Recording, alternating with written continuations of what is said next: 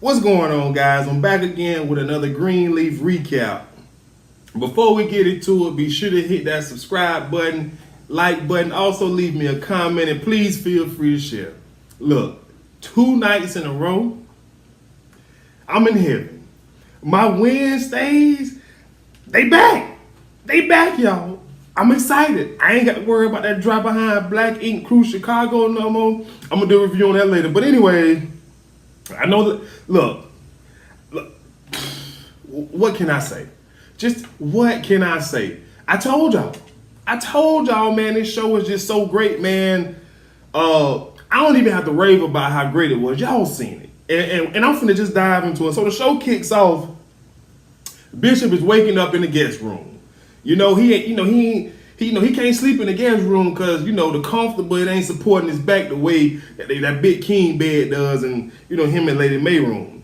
So, Bishop gets up and he goes into his room. He knocks, let Lady May knows he's coming in, and he goes to pulling the covers back and pulling the pillows out the way. And she said, "What you doing?"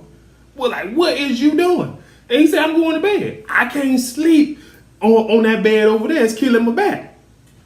And Lady May said, "I don't care where you sleep or how you sleep, but it ain't gonna be up in here with me." So, Bishop took the L. He took the L, went on about his business. He walks out, he runs into Gigi in the hallway, and he tells Gigi, like, look, because Gigi asked, how things going, XYZ, and he was like, "Don't worry about things, to be back to normal in a week." And Gigi was like, "Come on, Daddy, be serious." And so Bishop told Gigi, "Girl, get your butt out my face. I'm walking by faith and not by sight. I don't want to hear nothing you got to say. Get out my face. I'm going to sleep." And she was looking like, "I can't believe you talking to your favorite child like that." And I'm just like, "All right, Gigi, now you're going to have to leave Bishop alone on this one. Bishop is my boy. You my girl, but you're going to have to leave Bishop alone." Right? So anyways, moving on, we get a scene where Grace, she calls Rochelle possibly about funding a project that she has in mind. Right? So you guys, her thinking is, I got to figure out a way to get close to this woman to make sure, she's not getting closer to my dad. You know what I'm saying? XYZ. So moving on, so Sophia asked Gigi, hung up the phone, like, "Why you using that fake voice that you use when you be talking to my daddy?" And I'm just like, boy, you know what? All parents got it. They got it, especially these black parents. Y'all know y'all get on the phone and y'all get out in public. Y'all put on that little, "Hey, how are you? Everything is going well. How are the kids?" Y'all put on that little fake voice, and the children be looking at y'all like, "Hell, for you don't talk like that at home. You be cussing me out." But anyways, Gigi was just telling Sophia that, she wanted to make a new friend. So moving on, now we at Jacob and his family home. Zora asks, can she call Sophia to apologize and come over? And so Jacob was like, "Okay, well, since you want to call your cousin, I'm cool with that." And she got the phone and she gonna try to go in her room. Cause when she asked, can she make a phone call, Jacob said, "Who are you trying to call, Isaiah? You ain't calling nobody, honey." So, she came up with the idea. I believe it was on the fly. Cause this little heifer here knows she can lie. She knows she can scheme. This little heifer here get on my nerves. But I love her because she give me somebody to hate on the show. I do. So he gives her the phone and he was like, she tries to walk off in her room or whatever and talking about something. He said, "Where you going?" He said, "I'm going to my room to call something." He was like, "No, you ain't going nowhere. You calling your family, you calling in front of me so I can know what y'all talking about. You must be done forgot that you're behind on lockdown. I don't know who you think you is." Where you think you at? But you act like you ain't just run off with that little punk that was beating your behind up. You ain't making no phone calls in private nowhere.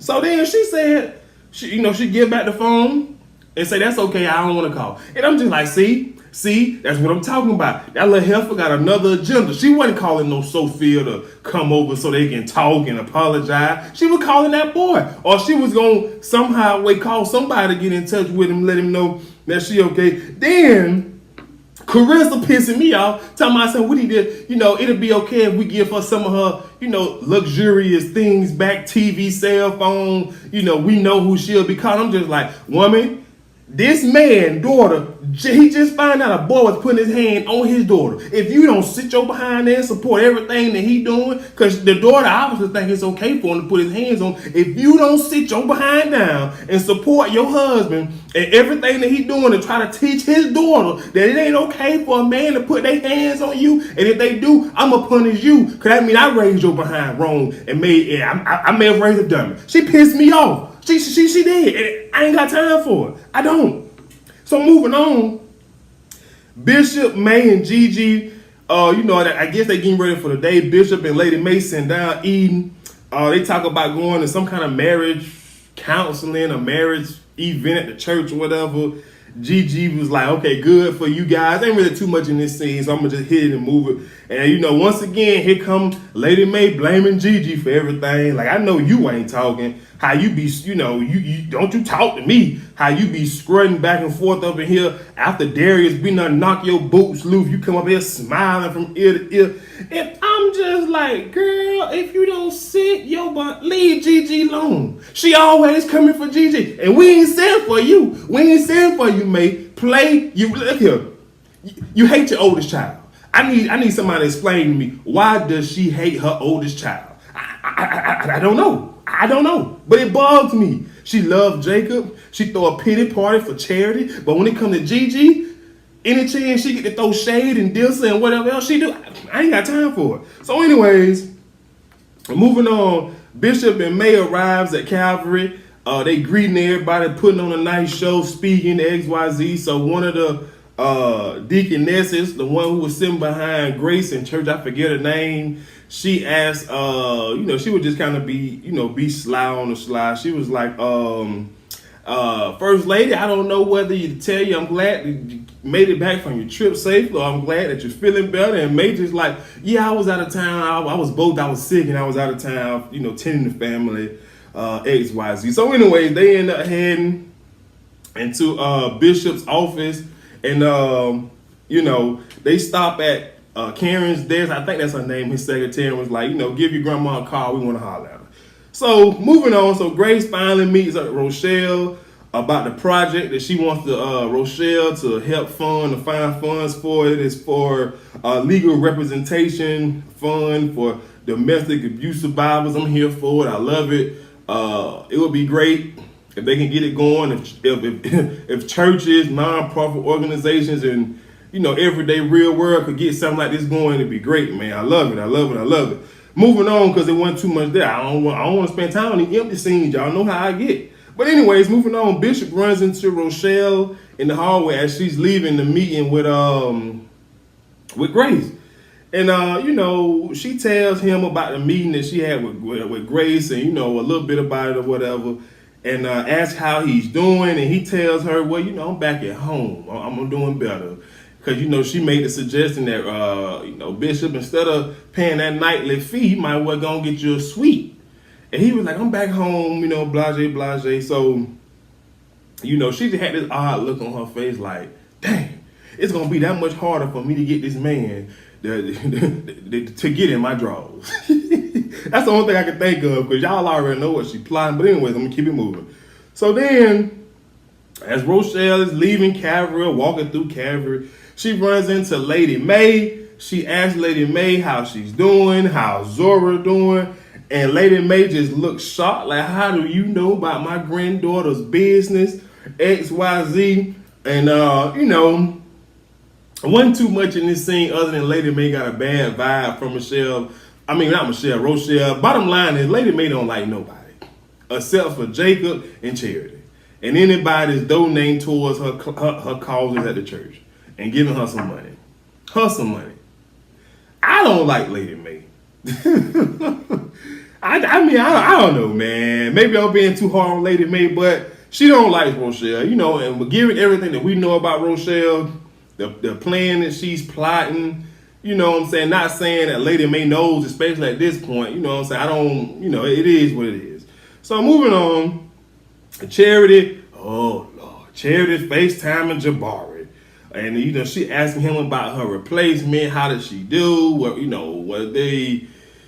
she good? Was she better than me? I hope she wasn't better than me. I ain't here for it. And, he basically just like, yeah, she was good. I need you back out here on the road ASAP.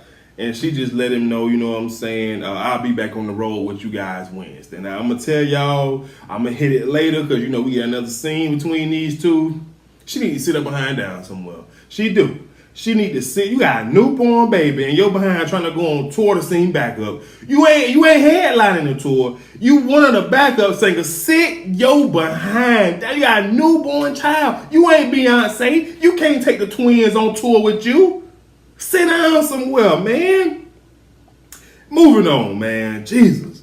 So Tasha meets up with Jacob, basically to give him a heads up on the new member names that's on the member cards. How, they spell kind of, different and pronounce kind of different. Just giving him a heads up. Empty scene there. Other than, I did notice Jacob checking Tasha out. I did. Now, I ain't mad at him if he was single. Now Tasha look good. Now, you know what I'm saying? Tasha be there. Tasha be stepping. She be stepping every time I see her. I like what I see with Tasha. Anyways, I'm moving on.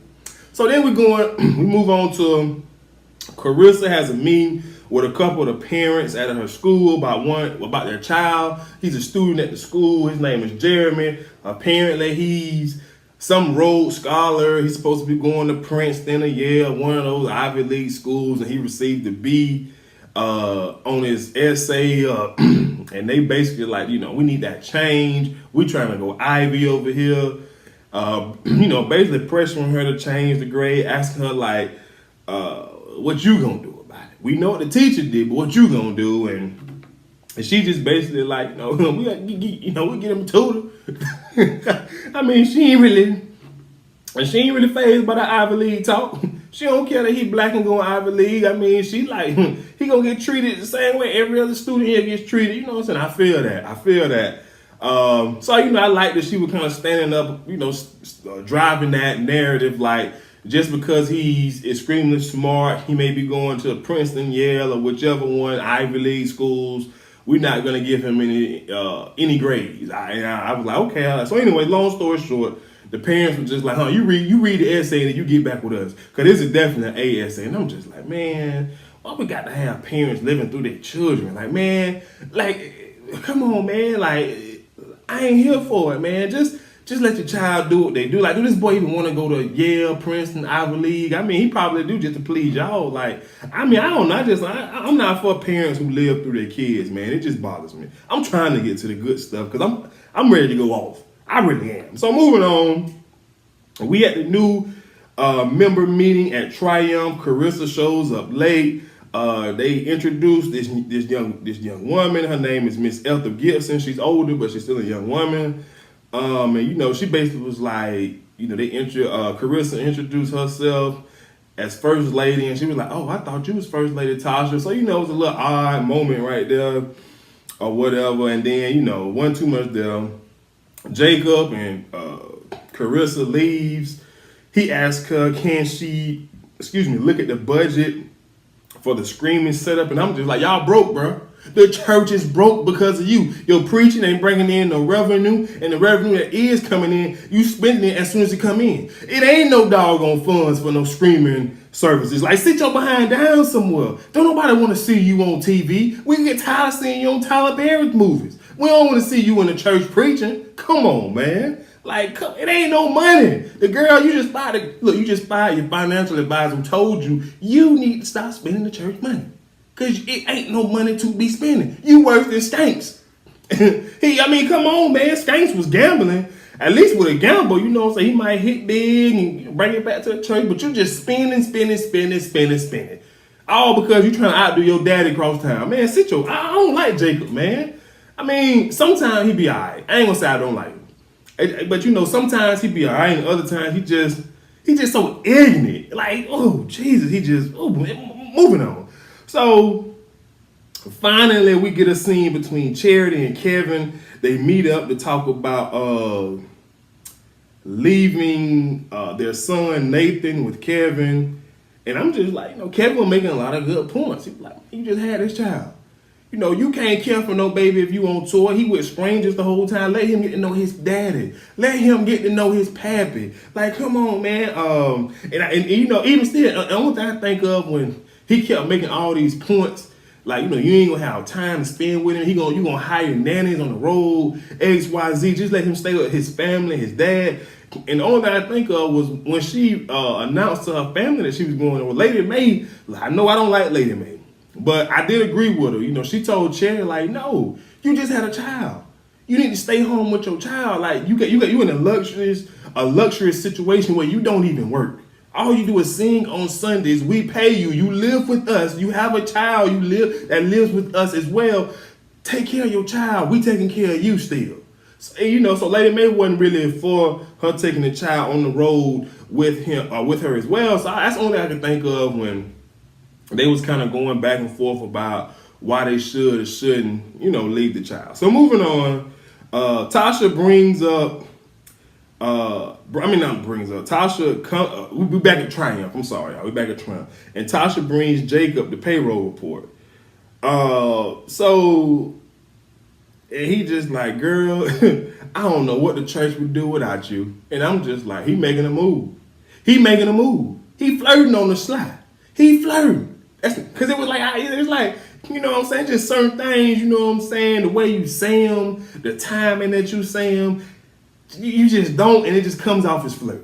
So anyways, long story short, she looks over his shoulder. He looking up some expensive furs, coats, or whatever clothes he was looking. And she like, so you making a wardrobe change?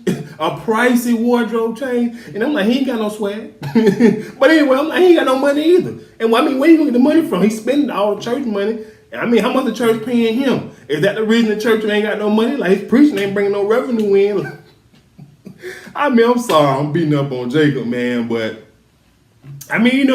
so she gave the idea that you should get her some jewelry, XYZ, and she suggests that you can go, I'll take you to my jeweler. He has great stuff and wine, and Jacob was like, all right, cool, let's go. So moving on, Clara, which is Bishop's secretary, grandmother, joins Bishop and Lady Mae at their home for dinner. And the whole time she was there, not the whole time, but she brings up, she's like, man, as I walked in the house, I just couldn't help but feel that something was different. Like the vibe just didn't feel right.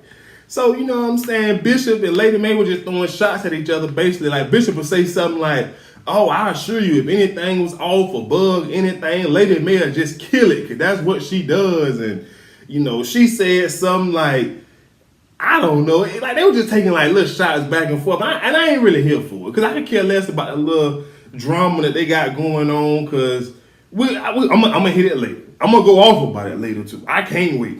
So anyways, that's pretty much all that's in that scene. Then we get another scene where Tasha and Jacob is at the jewelry store.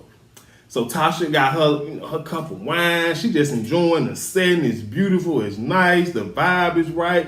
And Jacob is eyeing Tasha like, that caramel drop would look good on top of all this chocolate.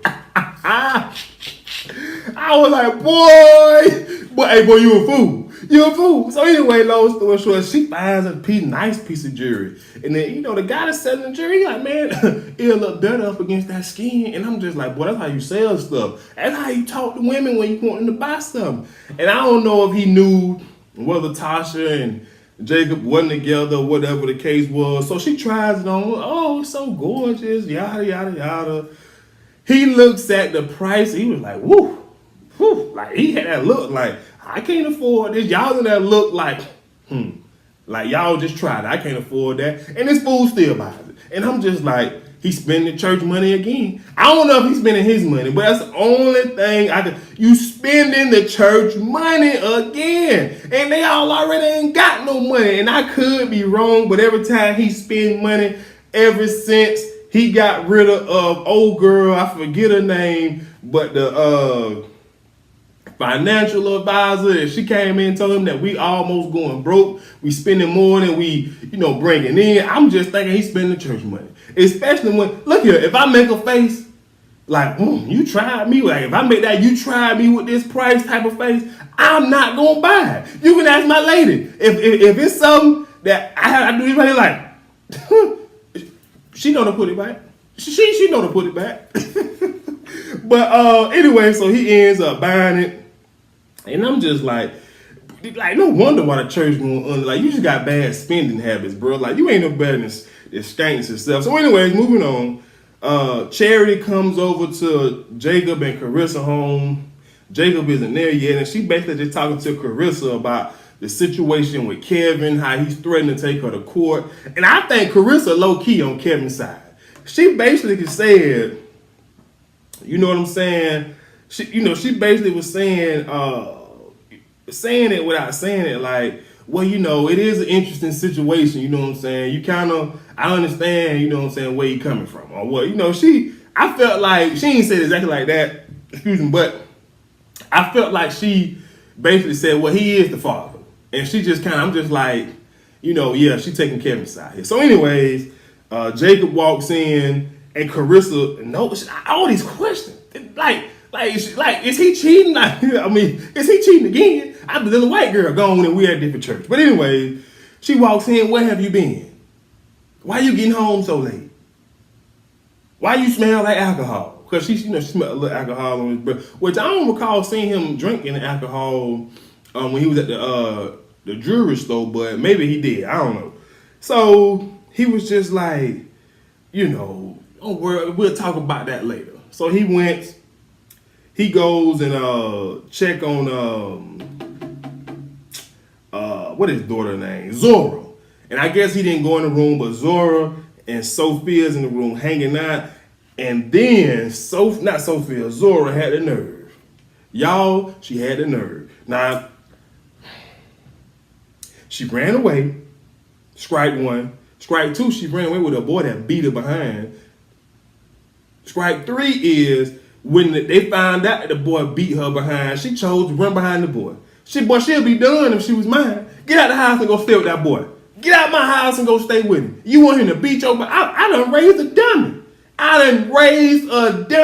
That's the only thing I feel like. I ain't never put my hands on my wife, but for some reason, my daughter, my oldest child, think that it's okay for a little punk, light-skinned boy to put his hands on her, and that means love. Get out my house. But anyway, so she trying to get Sophia to buy her a prepaid cell phone from Walmart. And I'm just like, don't fall for it, Sophia. Like, stay strong, girl. Stay strong. So Sophia was like, why? And she was just like, I'm dying, ain't got no TV, ain't got no phone. And like this is prison, XYZ. And so she was like, Sophia said, are you gonna call Isaiah? And I just like, yes, I love you, Sophia. You definitely Grace's daughter. I love it. I'm glad she's seen through that BS. And she like, you ain't really want to hang out with me. You ain't really want me to come over here so you can apologize. You wanted me to come over here to see if you can get me to buy you a cell phone so you can call your little abusive boyfriend. And I'm just like, just give it to her. Just cuss out one time. I know you just cuss out one time. Call her stupid or something. So, she said, I ain't gonna do it. I'm not. And so Zora, you won't or you can't. So Fizz, both. Peace, I see you later, got up and left. I'm just like, that's what I'm talking about. That's my girl. And that doggone, but Zora, she know how to scheme. She's sneaky. She's stealing from the church. She knows that's probably why she stole that money at the offering pot. The offering pen is to buy a prepaid cell phone from Straight Talk. That little helpful. So anyways, moving on. Clara is still at the Greenleaf house. So finally, I'm gonna just hit it real quick. Bishop comes out and say we got an IRS problem. 2 million XYZ. She's a big donor to him. They basically put the pressure on her. Was like, look, If you say no, our feelings towards you will never change. We love you. We appreciate everything that you've done for us in the past. And she asked them, y'all don't have the money. And Bishop was like, well, we could probably pay 6 figures. And I'm just like, yeah, that big house y'all got, that's probably all y'all gonna be able to pay, if that.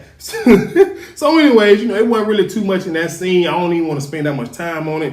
Moving on, the next scene, we get with Grace and Darius. Darius just got through giving Grace the business. She putting on her clothes, talking about the situation between that was going on in her family with Rochelle, spending a lot of time with her dad, and Darius just throws out there, well, could it be your dad giving her the wrong signals? She was like, oh no, never. Bishop wouldn't do that, XYZ. And so Darius just like, it's just a suggestion.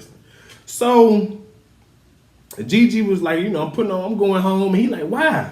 Like, why you going home? And she was just like, well, my mama called me out about coming over here getting dick. Oh, excuse me. Having sex and then going home. I just don't, I just want her to ease up off of him. And Darius was like, hey, stay over here, baby. Don't be the hypocrite like them over there. Just stay over here. They know what's going on. We grown. We make our own decisions, XYZ. So don't be a hypocrite like them. And Gigi looks at him and say, thank you. And he was like, for what? She said, you just don't know how easy you made it for me to make up my mind to go home. And you know what? This scene, I was feeling a kind of ways because Darius is right. Your mama a hypocrite, your dad a hypocrite. But you know what? You can't talk about nobody's parents like that, especially, if she was, if Gigi was more like Jacob, okay, I can see it. Jacob don't like his daddy because his daddy, what I'm saying? But Gigi's, despite what her mama put her through, the hate that she throws towards Gigi just refuses to, talk about Lady Mae, discredit Lady Mae. So I understand both sides. Darius has a great point, but you can't say that. You stay out of family business. That's what I do. I don't want to know nothing about you at odds with nobody in your family, your mama, brother. That's y'all business. I ain't gonna give you no advice on that at all. You wanna know why? Because at the end of the day, you need to love them, and whatever conclusion you come up with need to be your own. I don't want to influence you one way or the other. So anyways, moving on. We back at Jacob home.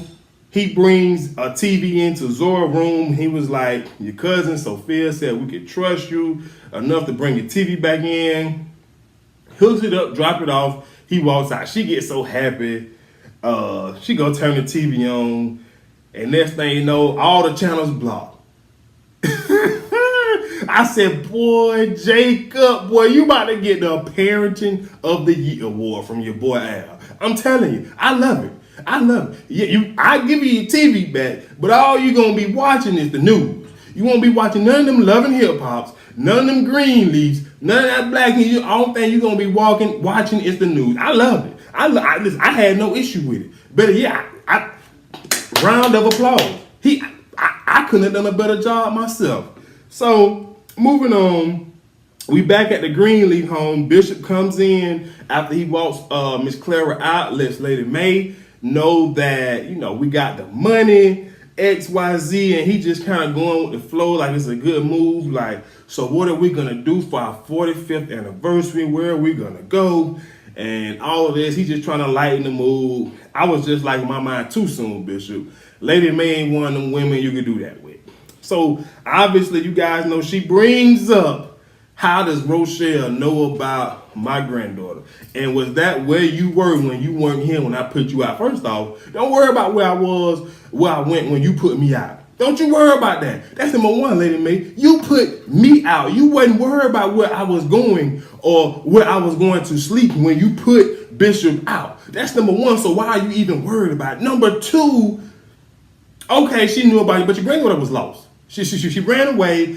You know what I'm saying? It could have been just a situation. Like, what if y'all would have alerted everybody at church? Like, can you guys gonna look out for my granddaughter? Sit your behind down, Lady Mae. You trying to make Bishop be an enemy so bad that Bishop put her in a place. Bishop told her, Bishop said, look here, you so good at calling everybody else out on their mess, but you forget about all the sins and the mess that you keep up and that you done committed, and how you demonize everybody else but yourself. And I'm just like, you tell her, Bishop, you tell her. Because Lady May get on my nerve. All the dirt that she done did, just like when she got caught sleeping with Lionel. The Bishop, it wasn't like that. Nah, don't cry now. You know what I'm saying? But come on now. Somebody, hey, give me an amen. Look here, I'm going to tell you this. She's so quick to call everybody else about their stuff, but when it comes to what she got going on, she is perfect angel that God done put on earth who can do no wrong, and I ain't here for it. I ain't here for it. Boy, we get another scene with Lady. I'm gonna get back into it. Y'all know I am. So moving on, Jacob and Carissa, we back at their crib. She wanna know where he was. He gave her the necklace. She like, oh my gosh, you're so beautiful. You know, she's so in awe that she was like, hey, Big Daddy, meet me in the bedroom in a few. And so he was like, all right. So she went to the bedroom and bro pulled out his phone looking at a picture of Tasha with the necklace on. She was smiling. I couldn't tell if it was a picture that she took on his phone or she took on her phone and sent it to him. But anyway, he didn't want to delete that picture because I tell you somewhere, if that was me, that picture... No, I ain't gonna say that. But that picture should have been deleted. But it shouldn't even been in your phone. But if it was, that picture should have been deleted before you even got home. I'm like, boy, what you doing? You trying to get caught up again, boy. So moving on. Great, we back at the Greenleaf house. Grace is trying to have a conversation with Bishop about why Lady May is upset. How, you know what I'm saying, she understands how Lady May can, you know, why she feels the way she feels. That something is going on between him and Rochelle because she's always in his office meeting with him. And so Bishop was like, man, ain't nothing going on with me and Rochelle. I'm tired of you and your mama beating this dead horse. I ain't hit it. I ain't seen it. I ain't touch it. I ain't lick it. I ain't even smell it. And I'm just like, Bishop, boy, they want you to do something with Rochelle. They just keep throwing you, you know what I'm saying, in that fire. So anyways, she just keep pressing the issue, pressing it like, Daddy, you wrong, and if ain't nothing going on, let her go. And Bishop say, well, let her go. Well, what you doing me with her? Why you trying to get some money up out of her? Hold on now, you ain't finna just sit up here and talk about me. And so, you know what I'm saying, Gigi kind of sidestepped that question. Like, I'm just trying to make sure that she don't ruin my family, X, Y, Z, or whatever it was, she said. And then Bishop had to put Gigi in her place, and I was so happy. I got to wipe my head for this one, y'all. Bishop say, you around here taking up for your mammy. Your mammy ain't tell you that she was sleeping with Lionel, huh? Boy, all that egg that was on Gigi's face, and I love me some Gigi. But all I could say was, you go, boy, you go. You go, boy. That's what I'm talking about. Let her know. You ain't gonna come to me asking, questioning me, trying to demonize me why I did what I did. You knew I was sleeping with your auntie way back when, and your mama knew it too before we even got together. So the chances of me sleeping with her again after we got together was pretty high. But what you ain't gonna do is let your mama have you fooled like she ain't never cheated on Big Daddy either. Your mama was throwing that cat around to a goddamn brother in Christ who I was breaking bread with and drinking wine with. She ain't tell you that. Who I had up in my house recently. She ain't tell you that. And that look on Grace's face was like, yeah, stay in your place. Stay in your place. If anything, if you're going to pick a side, you better pick Bishop's side, especially because that's whose side I'm on. Because I don't like Lady May. And so moving on, we get some more. Grace goes up to Lady May's room. Lady May up there sobbing and faking like she hurt. And Gigi just come out with it, asking, did you have an affair with Lionel? And Lady May said, don't believe your daddy, don't believe that liar. And I'm just, oh, now he a liar. Oh, now he a liar. Oh, now he is. But later, so then Gigi, I take that as a yes. And I said, you better take it as a yes, because she showed up, opened them legs to him, dropped them drawers to him, and Gigi just started going in. You better not say nothing about me no more. You better not say nothing about me having sex with Darius or staying out late. You can't judge me, heifer. You done cheated on my daddy. You the reason that this family going through what it's going through. It ain't on me. You gonna stop blaming me. And Grace like, here I was feeling like I was to blame for all this because you kept blaming me for it. Charity kept blaming me for it. But you know, it ain't my fault. All the demons that's in his doggone house, that's in his family, is because of you. It's because of you. And I said, you get her, Gigi. You let her know. Because she be quick to blame my girl. So moving on. Charity finally goes to Kevin's apartment because I guess she thinking about letting him keep the child. Showing around the apartment, XYZ, the next thing you know, Aaron walk in and she like, oh, I know you ain't got your gay boyfriend staying here. So she asks, is Aaron staying here? I'm trying to get through this because there's something else I want to hit y'all. Excuse me. So obviously, you guys know the rest. She calls Jabari because after she found out that Aaron is still gay and got his little boyfriend staying there, she like, I ain't nowhere in the world. I'm leaving my son here. So she tells Jabari she can't go on the tour no more. Tell him why. Well, she didn't really tell him why, other than, the whole custody issue. And then she was like, so we still good. And bro hung up on her. You ain't nothing but a booty call. That's all you ever was. You get on my nerve when you think you're so important. Like I said, you always want to know stuff. You always want to be involved in stuff, but never have any solution. The solution is, if you want to be on that tour, if you want to be with Jabari, leave that child with somebody home. Albeit, whether it be his daddy, your mama and your daddy, the dad can come over and see it or whatever. Come up with a solution. Come up with a solution to solve the problem. It's something that you never do. Something that you never, because you horrible at solutions. All you want to do is know stuff. Moving on, because she pissed me off. I don't even like giving her the time of day. So then we get a scene back at Calvary with Grace and Rochelle meeting up about the project. Long story short, because I got to hit the last scene, y'all. I'm trying to keep it short as I can. Grace comes out and asks Rochelle is she having any kind of relationship with her daddy, and Rochelle gets offended. Like, I should have known. I thought it was better than this. Like, we were just talking about how women of our kind get jealous and envious and hate each other and would just believe any and everything about them. She gets up, she storms out, and then she storms out with a smirk, like, I can use this. And so she get her behind back in there and sit down, like, let's get to work, girl. We ain't gonna let nothing like that bother us. And I was just like, your agenda is obviously bigger than anything Gigi could think about you or anything like that. So moving on to the last scene. Lady May comes storming in Bishop's office, told him, get the hell off that phone. And Bishop looking at her like, oh, what do she want now?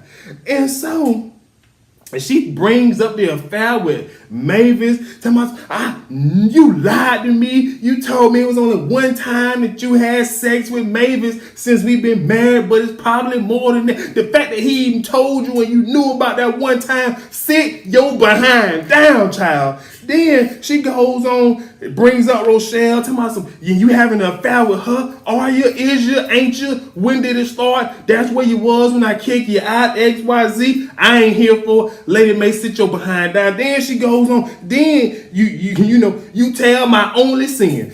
I lost it. Excuse me. Your only sin, hell for you sin every doggone day on this earth. You pissing me off. Yo, you told my only sin to Gigi by me sleeping with Lionel. And I'm just like, he had to. You got everybody in the family believing that he's such a bad man for messing with your sister that you already knew about. He was messing with your sister before he even got with you. You just pissed me off. She pissing me off. How you gonna storm in here? You already knew what was going on and mad because not everybody know your little dirt. Man, sit your behind down somewhere, mate. Then she gonna storm out, tell my son, have a blessed day. And she said, after this IRS thing is going, I'm gonna divorce your black ass. And I said, good, put us out this misery. We tired of you. We don't want to be married to you no more.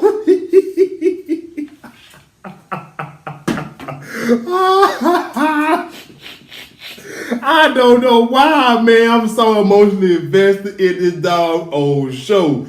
Then, Lady May storms out and she turned around and she said, it's rude to leave your caller on hold. And then, man, I got to stop, man. I got to, man. But Lady May pissed me off, y'all. Anyway, that's all I got. I'll see you guys next time with another recap. Until then, don't forget to hit that subscribe button. Don't forget to leave me a comment, like, and I'll see you guys next time, man. Peace.